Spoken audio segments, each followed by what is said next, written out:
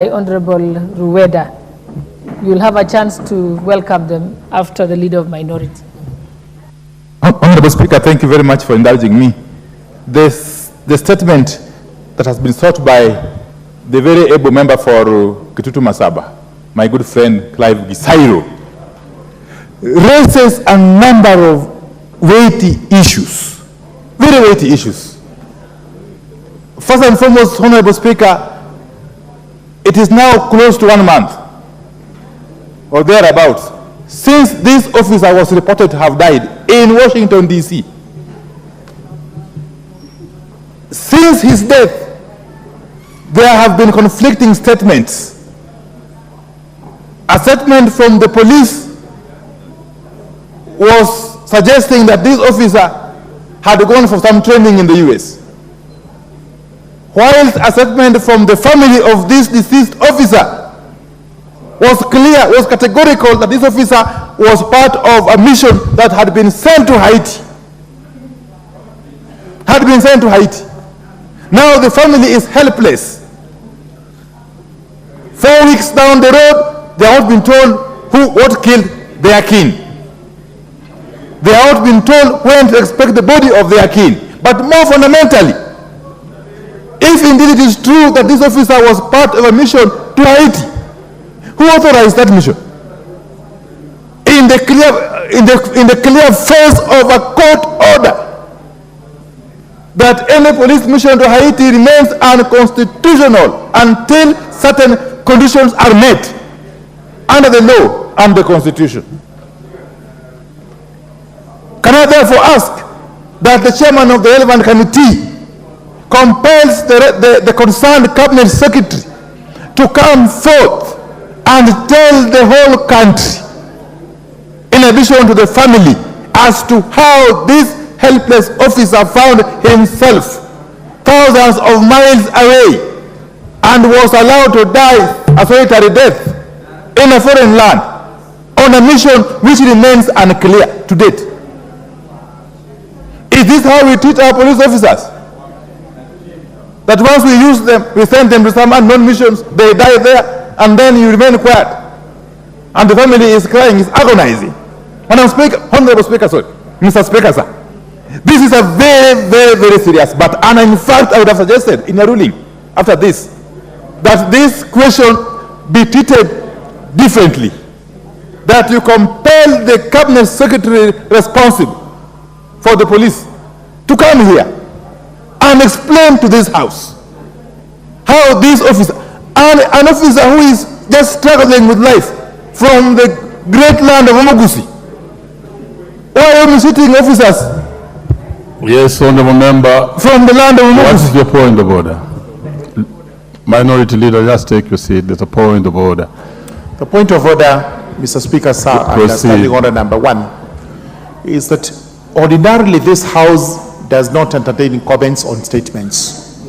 The reason being, it's at the risk of trying to even preempt the answers we're likely to get, and also it tends to lead one towards making political statements that may be unsubstantiated. So the practice of the House is a statement is made, then a response is given, then you can make a comment at that time. But the trajectory the leader minority is taking is actually not the trajectory of the House. Thank you for that. Leader of minority, it was expected you make a very short comment on this, because ordinarily, like you have put it, we don't debate statements. So please conclude. Actually, I was indulged in a special way by the Honorable Speaker. So Honorable Murugara, relax. You know, when dry bones are mentioned, all women feel jittery. That is according to Chenua Achebe. I don't know what is itching Honorable Murugara. When a son of the Omogusi is dead, far away in the US, and nobody is telling the family what killed him or what took him to the USA. So you will need to conclude. So with those elements, so that we don't encourage a lot of debate on this. What's your point of order, Leader of Majority? Honorable Speaker, we are a house of records. Honorable Speaker, I just took liberty to have a glimpse at the statement sought by the Honorable Clive.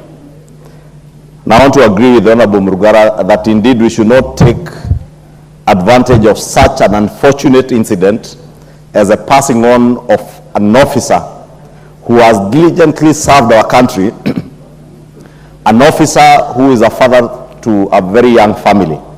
Because this officer, I think, was about 37 or 38 years old only.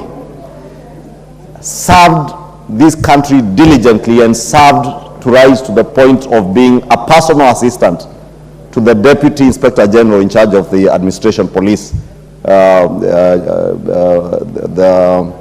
Officer Gabo.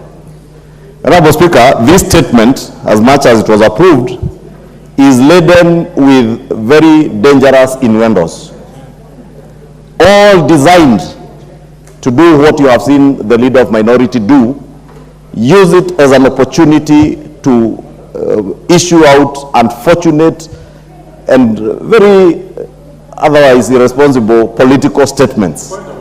Because when somebody claims on a point of order, when somebody claims, Honorable Speaker, and if you read the statement, the Honorable Clive, and I want to believe, I hope that the late Walter Nyamato was his constituent, and allow me, because they didn't even have the decency to convey condolences to the family of the late Walter Nyamato, to first take this opportunity on behalf of the National Assembly and the great people of Kenya who are being served by Officer Walter Nyamato, to express our heartfelt and sincere condolences to the family of the late Nyamato. Honorable Speaker, this statement avers Leader, that the Inspector Walter Nyamato... Honorable Leader of Majority, you will have to conclude in a short while, but I still give you the microphone so that we don't exacerbate debate on this statement. But proceed then for 1 minute. Thank you, Honorable Speaker. I was saying the statement averred that the National Police Service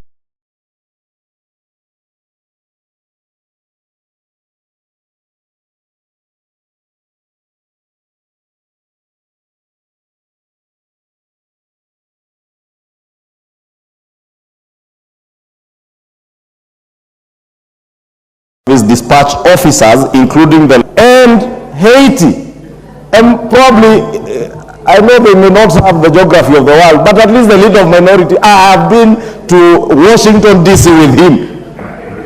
I know he knows where Washington DC is. The Honorable Clive might never have been to Washington, and therefore might imagine Washington DC in the United States and Haiti are one and the same place, and imagine it's a village in Nyamira. It is not. He is on a point of order. Honorable Speaker, I just wanted you to direct that the leader of minority and the Honorable Clive must not take advantage of the unfortunate passing on of a diligent and committed patriotic officer of our country to play very cheap politics, dancing on the graves of a dead officer. It's unfortunate and sad, Honorable Speaker. Very well. And I hope they... Thank you.